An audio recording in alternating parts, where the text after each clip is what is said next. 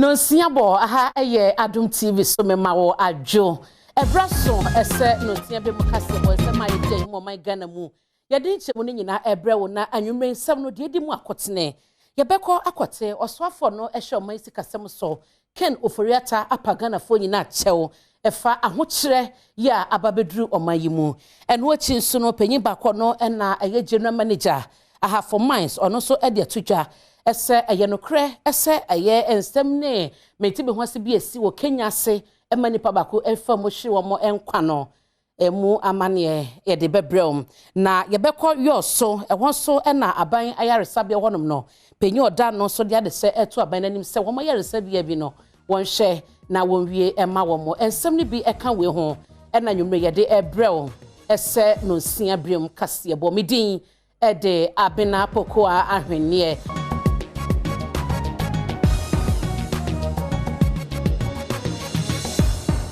na tewno ano yenko emrase bedwafie na yenhwe de ekoso ewo ho nketahudie ye na aba ye Kenoforiata finance minister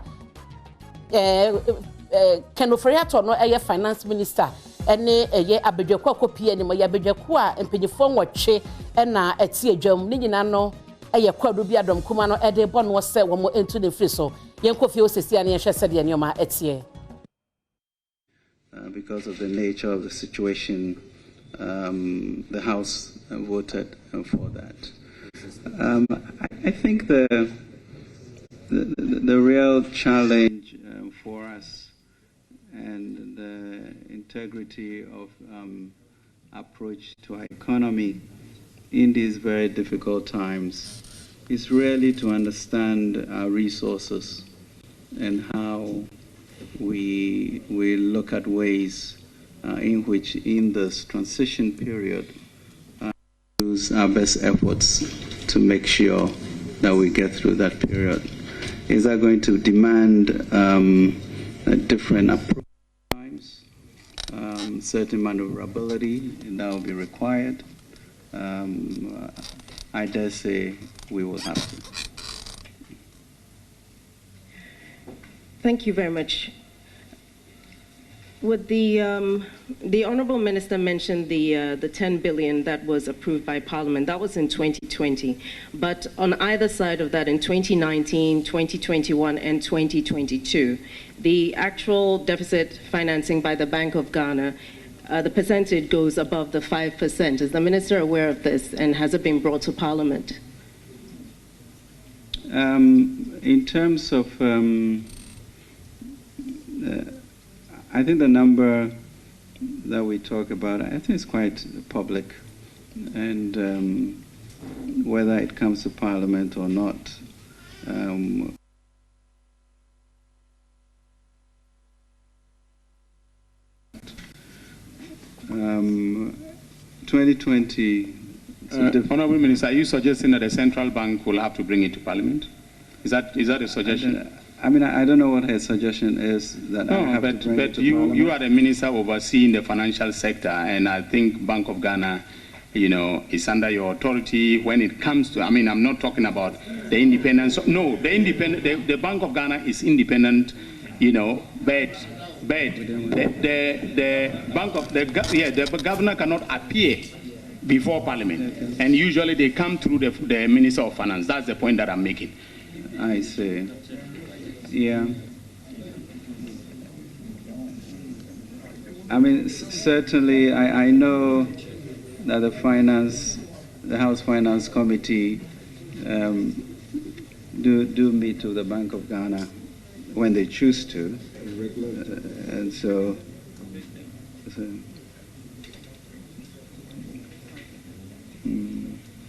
right. So yeah, I'm sure that there's a way in which they can. So I'm told by the Honourable Majority Leader that the Governor of the Bank of Ghana actually meets the committee of the whole, and does not come through the Minister of Finance. So I need to make that correction. Thank you. Thank you very much. Very well. Yes. Very well. Yes. Thank you very much, Honourable Co-Chairs. I have another question just came to my attention in the response of the minister when he mentioned that, and I'll quote, "I feel the stress of running a business." I was just wondering whether this was in reference to any private businesses that the minister owns or whether it's in his capacity as a minister.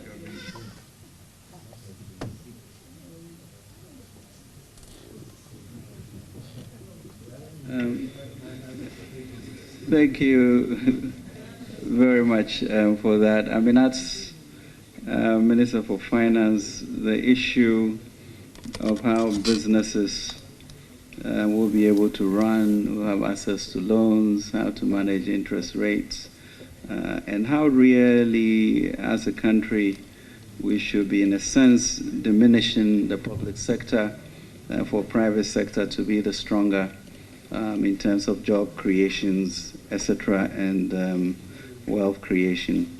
So yes, in the work that I do, I need to ensure the robustness and continuing strengthening of the business community. But I mean, I think the fact of the matter is that I also grew a business since I came back to this country some 30 years ago. And the fact of the matter is that, yes, we started a company called Databank somewhere in 1990. And believe it or not, this was in one room in a cousin's construction company in Cantamanto.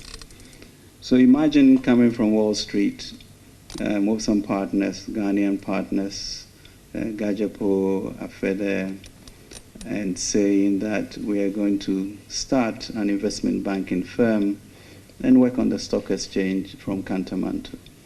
But that's where we started. And it has been 30 years hence in which we really grew the whole issue of capital markets and therefore understood from the beginning what it took to build a business in Ghana. I believe we borrowed some $25,000 at that time, took taxis, ran around Cantamanto, and gradually built up Databank to where it is today, managing over $1 billion equivalent. So yes, we have grown through a period of 30 years in which we have built a company from scratch.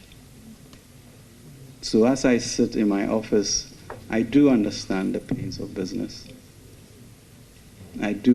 Nti dia wo hwe kakra yi eye emrahye bedwafie bedwakuo ya wo dodo ye nwotwe ya tena se etoto foto sanfo na no nti wo hwe a wo mo etoto na no eba no enwuma titu ne ankrankra enwuma ya ewo Ghana hanum wo munyini ene sede ya enwuma tie se wo mo enhyehyeye mu no enhyehyeye be no mo de gu akwan so hwe se ankrankra enwuma no enwu na ebekoso a agina ena ode ne dia ono so be hyase emfie duasa bi atwam ye data bank wode ye mfato ho bobo mpanyefo bi onyo mo hyase sika woje ye ede hyase ene eho akwan enti badwako no guso edi wo mudwuma ye be free hoba bia ye de mu nkyiremu ebema wo ye free parliament na ye nko enwomasua emu nsem ene ye obubobo sumeda etoso edunwotwe na se ye kase no technical university achachefo ko no echese wo mo de omu nkukudo mo kaka nyina gu ho wo mo nya adwuma ne nyina ne se condition of service bi e wasa ban no hwe ho asem kama om no besi na enya adwuma.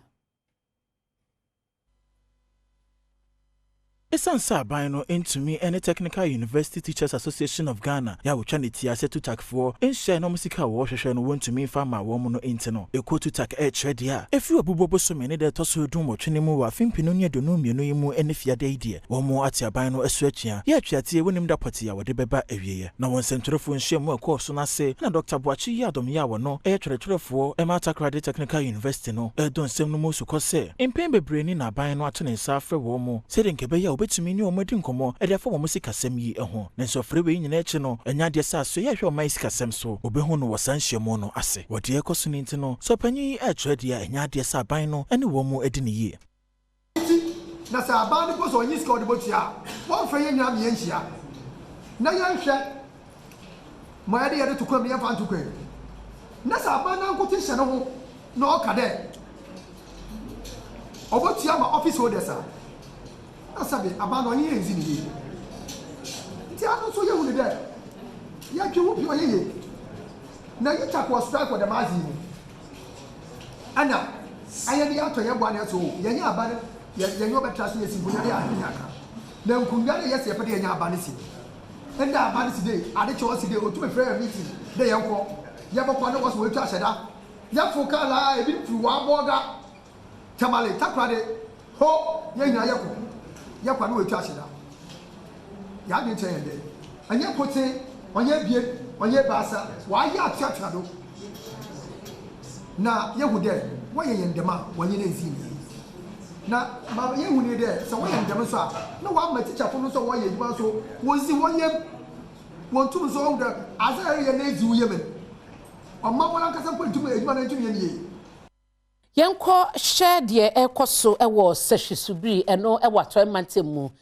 kromafo abrunua pa ni nyina ne se enipa bi pese omode fo magudie tuo ya enam mrakwanzo galamsey bie eba krom hotemamfo so mani nyi ho eti oye kire dia no woden ena womaye Sahwisubiri ewo bibia ni anwea so bekwaye na adwuma titira kroma no etaaye eyekwa adwuma enei timamfo ho nyina eyo ye kire ede tiampanyimfo ya ewo municipality ho so mache so pene so manfo no motu galamsey ewo kro no emu na bra panyina wodi se atwate anim eba mane de akyensɛmtwefo no opanyin yi bodua se musuo nka de obepene so ama manfo no atu galamsey ewo wo mu ekro no mu esanse wo kire dia wo mo sase no wonsu banya hodo de galamsey nti ne nyina asese Nana kwa mbeni yo.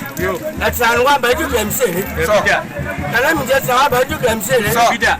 Oje abwa mangwa cha baju galamsey. So. Bida. Oje wi ano. Baju galamsey. So. Banga amba ti betu wa mamo. Baju betu wa. Yo. Ama mkweje ama boy wi. Ni mo tra. Yes. Meni abo ba wan. Beni vo wan. Baba mbele ka ye ba wan ho. Yo. Be kwa fa, be kwa so. Yeah. Biara bo ko ska pesan. Aso so be ko hu. Why am I going? Yes. Why am I going? Why am I going? You look when was you? Ben got a bang was you. But for Muslim and Sanko, I didn't go for free. So, I'm saying, what much over themselves? A suspect of who damn me about that table.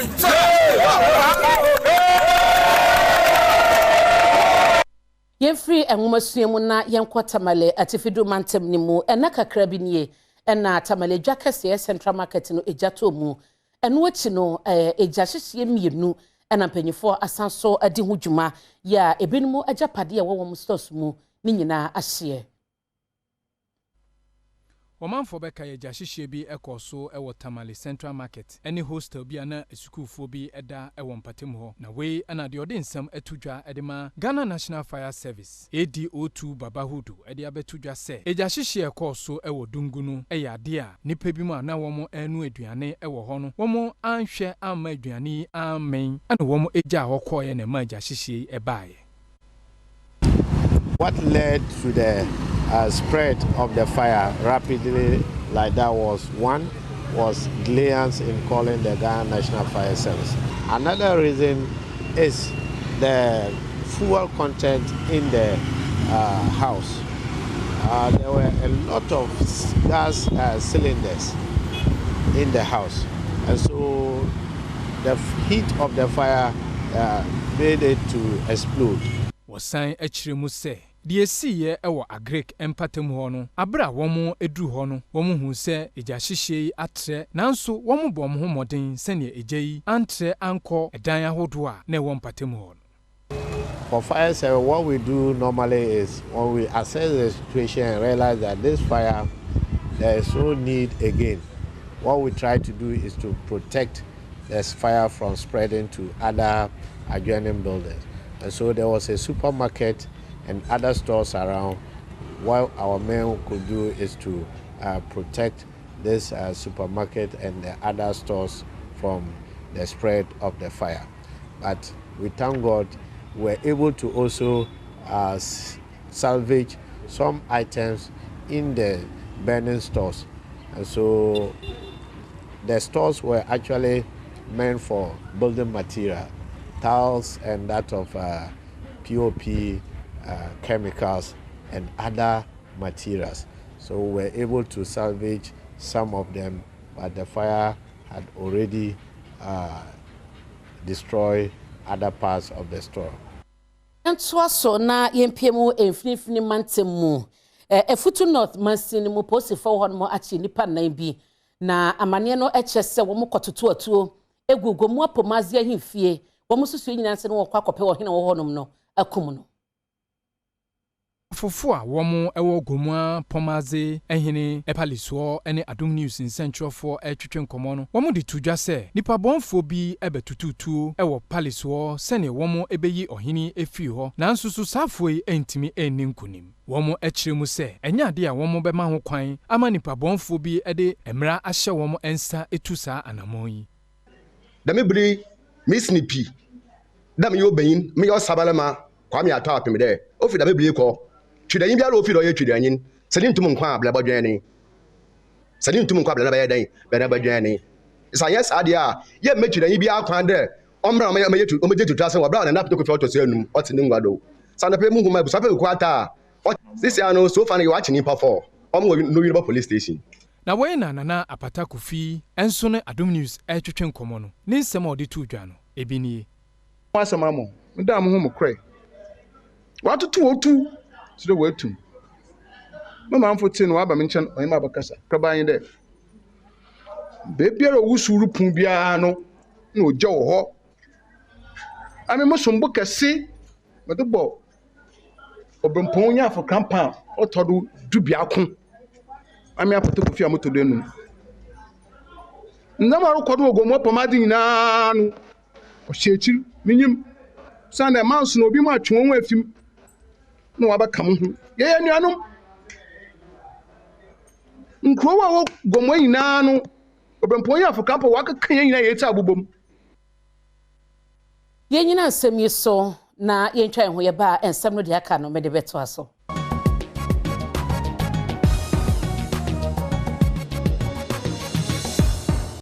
Yanto aso ema na mame ena wase se oguso aso eka me ho yenkomra se bedwafie na yenhwe sede anototo no ekoso ewo fotosanfo na bedwaku a speaker apa wo ma wo eyese adwuma no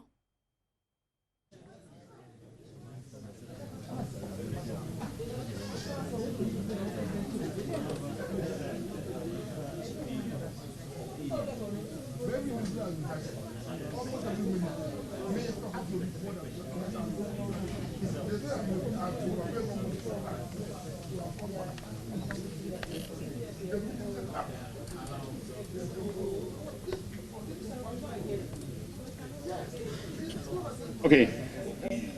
Yeah. Let me take it from another angle. Honorable Finance Minister, you are very well aware of the decision of the Supreme Court in Kodo and Attorney General, are you not? On Kodo and Attorney General. This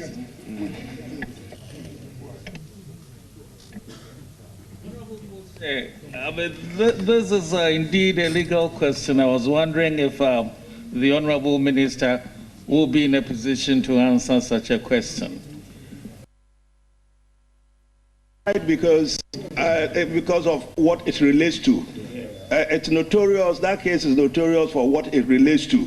So I was wondering whether we should give him a chance to answer whether he's aware it has been brought to the legal people's attention or it hasn't. We are happy to hear from him. In fact, I personally wrote to the Minister of Finance and attached a copy of the judgment in Kodo and Attorney General. Okay, so then what's the point of the question? Whether I read your letter? No, not at all. The point of the question is about non-compliance, okay, non-compliance with the decision and the Constitution with respect to the 5%, total revenue, of Ghana. That is to be paid to the District Assembly's Common Fund. Mr. Co-Chair, we are... I thought you...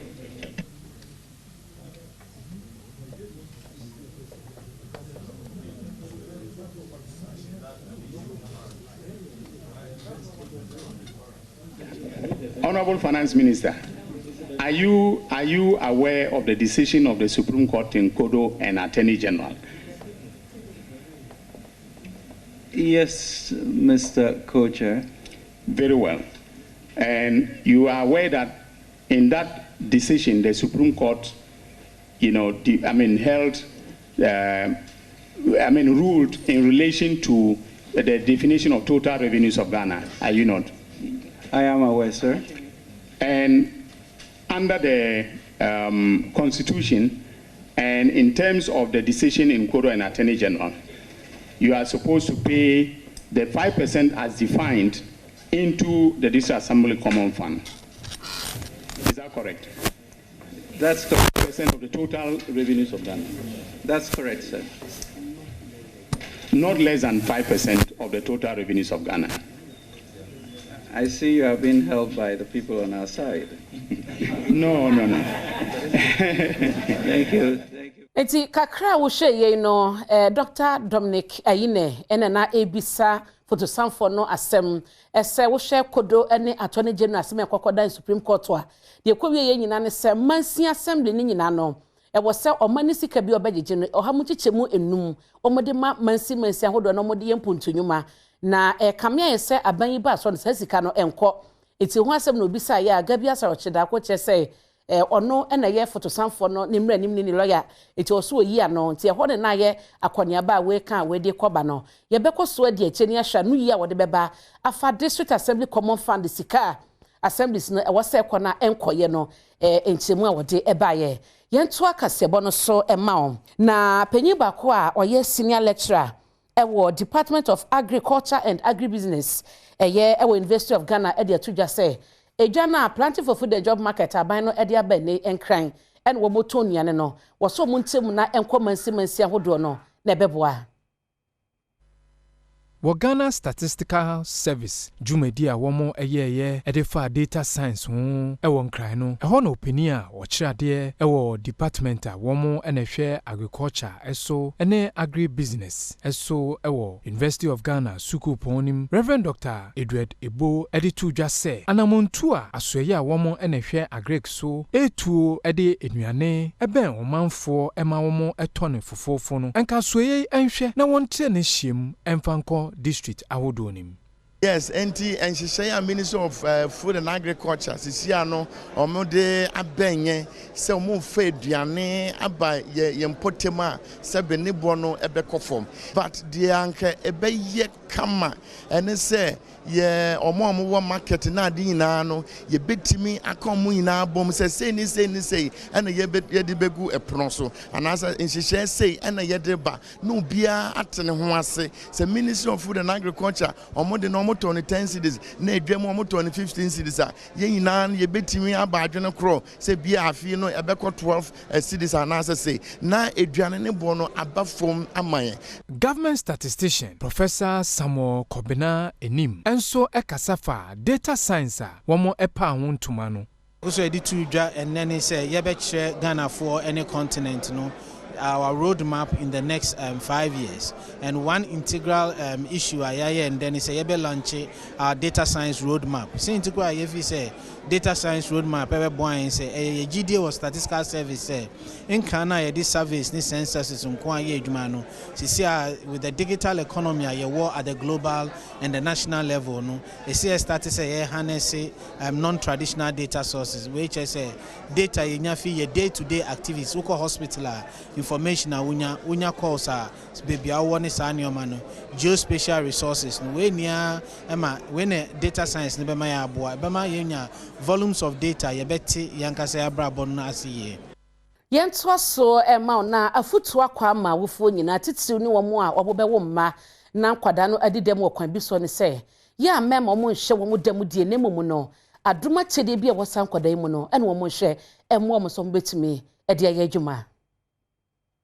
Mami bi a friend Charity Akpesan ene Adom News in Central for twetwen komono what to one anim say enam say na oyo obi a ne ho atochima ewa abrabo mu ntino ne maame ama ne sa akonya no ama na disua na nkaye ne dadwene say wode beko nenim no ama musa osan edi tudwa say enam anamontu ane maame etu yenti no eyade a awofo mu bebre na ewo mamu ha wo mo nsuso etu sa anamon no a eka wo mo ema ehye enam se wo mo mai enho atochi manti no what is ansem we atodwa abra na wo mo eye nhyiemu e de afa girl child with special needs education abotaya wo mo egina so ne se promoting female education through complementary basic education.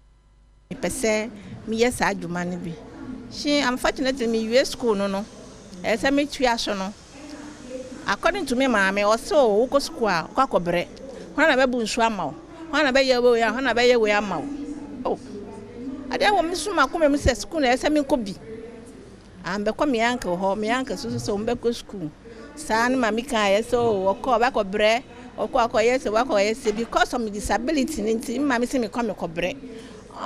Pia me se ko ukokra po untumi a wankasa won se ukọ untumi she because of me did them menti o si me ntumi nko na me back betrance amma sadie no up to now si brother ehimi woma womode sa adwumadie ehihye so eye Ghana National Education Campaign Coalition coordinator da no Benis Empre Jechi ene Adom News atwetwe nkomo girls with special needs intina e wose yetumi bua omano ene omawofo sene beya ye be mo mo nkyerɛkyerɛ sɛ abofra bi a wedi dem ana ne ho atɔkyema no ɔno so ne ho hia na ye hyɛ saa ema ne nso nkran na ɔmo hu sɛ ɔmo hu wɔ mfasoɔ ema ɔman Ghana ene ɔmabusua intimo ɔmabe mu mbu na enwomesua mu nsɛm ano mrahye ɔno ɛwɔ Akuapem South abato empesua so ye honorable Obi Amoa odi ato ahemfo ahodo e woni mpotemanim se ya omo nso emomani enku enwomesua ho na mo hwe so mo mpotemo no enwomesua ehun sembeko nanim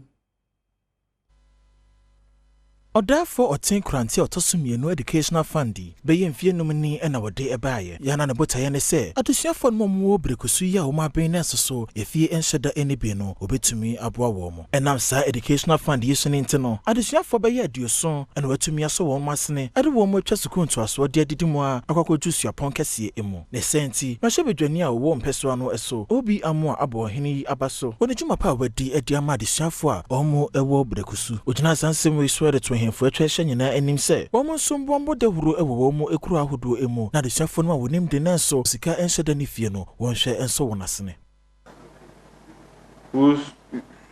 she has twins and she's preparing for her children who have just sat the exams to be able to enter secondary school. She was telling me she started buying her things, mattresses, pillows and everything, and because she has to do them in double and the prices too are not stable, means she really has to plan. Such children are fortunate to even have a parent who has to plan. But there are others, they may have parents, but they may not have the wherewithal to be able to carry on this way. So it's a very good thing that you're doing here. Enwachi ena Dr. AC Ansa ya wono so kira de e wa Shesi University no mu enso ka de aka ho se won ma wonsem obi e wo honom no entumi nka won ho embom na se de adesuansem atie e wo kro ne mu no wontumi ensesa no na mfa so kese embra adesuafo no ma omo e wo brekusu. And so it's really not to the benefit of one individual who is educated. You get the benefit of the education and then the family benefits, the community benefits. When you look at the interventions in the Brekuso, it's not just individual, children who've been blessed by many of the efforts of the foundation. The community, Nana giving land to Ashesi for Ashesi to be here. Mamina wase ese uguso ekan ho ewo Adom TV anwume no nsia kase boso ba be yedru eye apomudin ehun nsem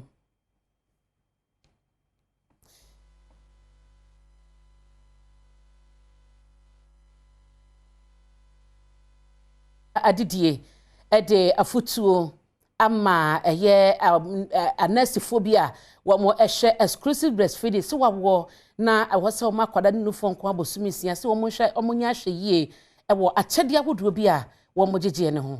Wodi efutuo ama womo a womo enim de efa ne enuane ho a womo ehye Ghana Health Service ase no openimpa ono ene de se futue ema womo Dr. Clara Apia ono Deputy Director a ono ene hwe Public Health so ewo Bono East ana ode to womanfo enim se abribia no womo ma womo eni ena ho wɔkyerɛ mu sɛ akyɛde a wɔmanfo a wɔmunim de ɛfa ne nuane ho wɔmugyifi wɔmanfo no ɛyade a etia wɔmudwumakuo no emra nti de wa yɛ bɔ no sɛ yɛwɔ regulation a ɛwɔ hɔ a yɛtumu de market formula no na mpempi ne bi wɔ na health workers no yɛni yɛnya way of regulation nti mu ɛton saa formula no so no ɛyɛ na ɔma fa backdoor na influence health workers no in a very certain way.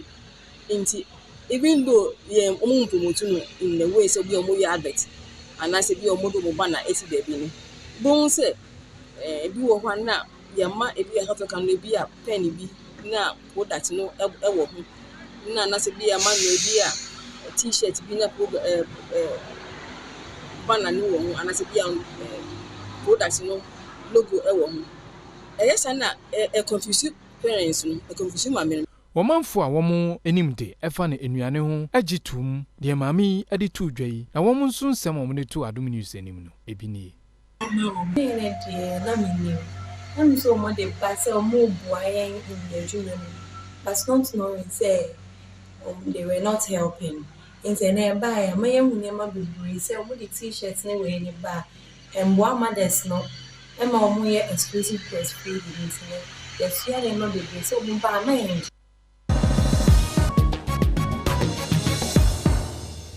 Ewo ejwadie mu nsem no Asin North na yebo wo amane se enipa no be se ahanan na agentete ewo ensanodwuma hodo bi a wosusu se beboa amane ma hodo ekra de bagana no esoate so de be na de hye wo Asin of Mensinimu no ebenya nsanodwuma abo mbranti owura bi French asopoku akofa nimpa ekirensa nodwuma aba ama wode ntete abrerodo na ewo Asin of Mensinimu asese woni enye wonsa nodwuma Wamanfo no sua kwan afa so ye liquid soap, bleach, shower gel, washing powder, shampoo, hair conditioner, ena afi nku ade etiri mu ne niam ahodo pii ene usua a wo kyerese beboa amu abrabo akoyie. Wamanfo no bi ene Adom kase akasa afensa no dwuma a wasuan eho. At me be usua se na ye fertilizer. Afes na ye de pitipiti yemfuo so ebeboa ma aso. Na niam sua ye me de pa washing powder. Ti say ye mba no ye to bebre yusu bebre won kwala ho. Ti be sua se na esi se na be ye be save me. Na me nkoto wa abonti mo me anga se meye na afes mtimi ye so metimi aton bia ma foforo enso. Ye kuro ya yeti ma confident. Adwuma ye ni munti.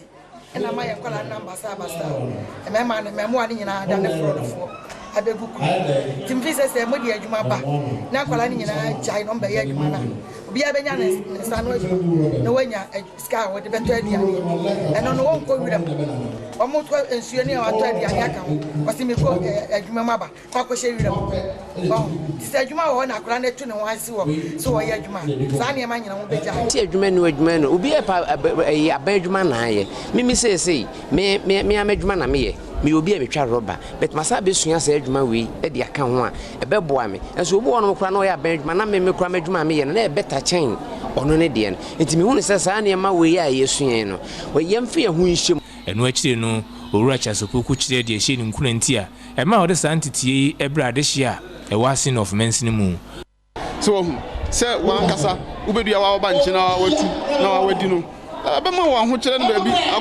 akofom so wa wo ye wa wo semina wa wo shower gel ubenya nsanu dwuma bi na wa nkasa wo de aye dwuma na wo didi no waton no wadi no ni nyina ma eye ahokire no eba fom sa nyoma we nyina na se ye hwe na mi didi se no the side no ana ne fa ba bi sa no na akoso ma foundation ne jaso bu ya hwe a yesi ye be yes free vocational training ama Asin of boy afeda mo de amane boy ifra asia konfode na bra Adom kase Baby Yadri eye agudie mu nsem fire lady adorable lady edebrel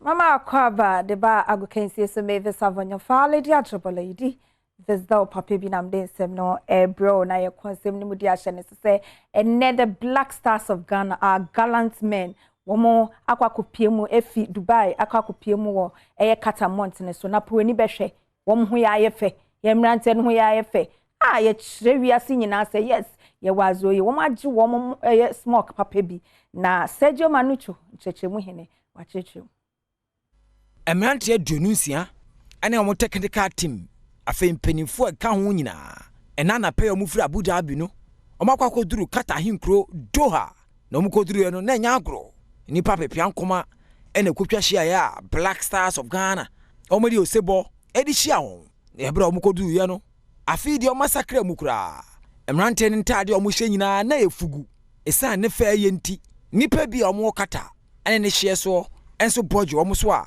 Black Stars Emerante yi omo gi omo din onim se ahoboa no omo de abawie ena anwumre yi omo kwoju awan home no kyena matentene omo pom ya woda ye ni Portugal kansie ya group H ebaso no ye gina go pramaso e de aboso sene Emerante nwa efe no me director Sarah opare na ni ji age anya asem keto akra yeguso aye wo Black Stars aso ye hye ne Senada Kwekufuado na Adogai president of the land wedi yenimu nyina Ghana fo nyina enim ato de amane Black Stars of Ghana say ye nyina ye de support it awon machi enu nti won konkote yen anim. Let's all together rally around the young men, the team, and make sure that we give them our maximum support. They are going to go a long way away in Doha and Qatar, but they should know that the entire nation, without distinction, politics or religion or ethnicity, or the entire Ghanaian nation, 100% solidly behind them. Me editor papa bi Martha o se na dan kwekopie mu ho de win na ye win sa na chese ye de cup no kra atimi abagana de me di ewie kra no na hye so say World Cup minutes na de ebro Sergio Manucho nchechemu ye ne asija wa chechemu ye hwe players a wo mu emfie ekoanim papapa a wo mu kopie mu e World Cup ye say Cristiano Ronaldo mu e wo mu ana Sergio Kasai akana mirupe na 2022 World Cup a efrim nsantini yapo hu dewura no ahyase e Kata ama hodo aduasa mienu nyina obibia ye krado se dwumadi kase yase wo kwakira ne bobre wonim se players akese bi wo ho a ebre twato nie ya World Cup dwumadi yi omukopiase no nti omani abre isakuru yi ekwan bia so ba ku nsa beka na players ahodo a omufie ne wanimu ya omukopie kata no omu na didi suoi di odikan no wo goalkeeper Adima Ikumaino, Alfredo Talavera, and in the Canada 4 player, the Daddy Atiba Hitchinson, on also the 39 years. Pepe Atasomi and Sa, what the 39 years of Portugal, IG Kawashima, a goalkeeper, Edima Japan. And you're now 37 years old, Cristiano Ronaldo, Dina Yamba, Nam de Asoso, Eddie Amamu, Ewo Mufie Fiumu, Yadivesi, Midin de Mavis Savanya Fale, the Ajobo lady. Visitor papa bi minua ba so no papa ahwene ya papa bi pokuya e de aka ne to aso won be piem okumase o mahene papa yi en enya asem keto akra ye be piem okumase de dende na kata so ye piem wo ho ne ye de commentary bi bia de abenti World Cup de mesi multimedia Asempa FM Adom FM Inshira FM e mane mpa wo fie da e da ase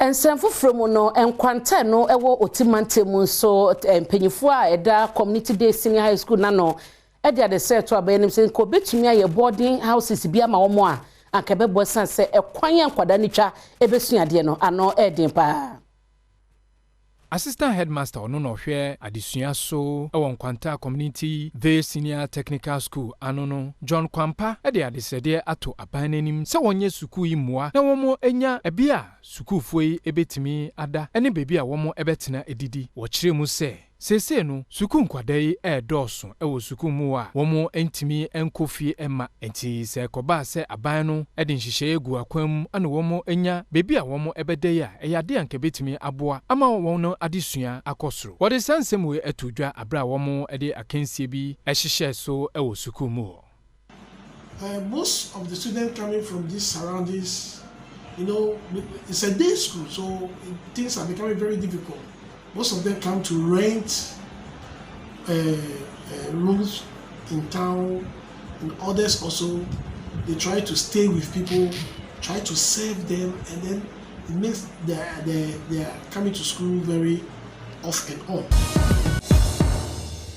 Anije de kase mo no nyuntini bakọ no eye Nigeria ne efe no Kiss Daniel ene nanu ya wodo ye wunwum yi wone boye na wode atudwa so wa figa na pa ntino ne ho keka no say December 23rd dwumadi kase a ebekoso no concert no obeba abeginam Bomra ye wo mu de o my Ghana adane akwansramaya sebe na ne ginsem nko ade a enya ade se obetumi yi o my ne din afrim Kiss Daniel ya bosumi e babesimi odi dwuma kese e wo man mu ehwesa ho sepe obenya no man mu no ne re enfida ojuntuni etwum de a de ponko penentem se sabre no ebedru na na chitaifu wo my Ghana mu no wetumi agege wo mu ene ukoda ne mu eno ne Lexus Bill edi nkomo o ne drive time show ekoso ebo Joy FM na ojuntuni ede tudwa se na ni agiye pa se wo ba efie meche o my Ghana emu say if any fear. Man, see, I wish I could test my shirt now. I'm on my canal. Just start today. That's how excited. I'm really excited. I'm coming home, and Ghana. It's been a while. It's been a minute. I miss you, and I want to come back. Nti we any anagide mu nsam ye gina no so na anwumre no nsia kase boy de bre wo no ye de ni nyina asi edian megye so ene abena pokoa ahwennie hye no se nyame yadom ochina ye nyina de ani kyem e woda nyame eho na omahene kwabena sante ni papa wafi mu ayiyo no ekoso hia yen e woda nyame na yenkota na chi encheche oni abusu nyina re yada wase anwumre ama mu ene hye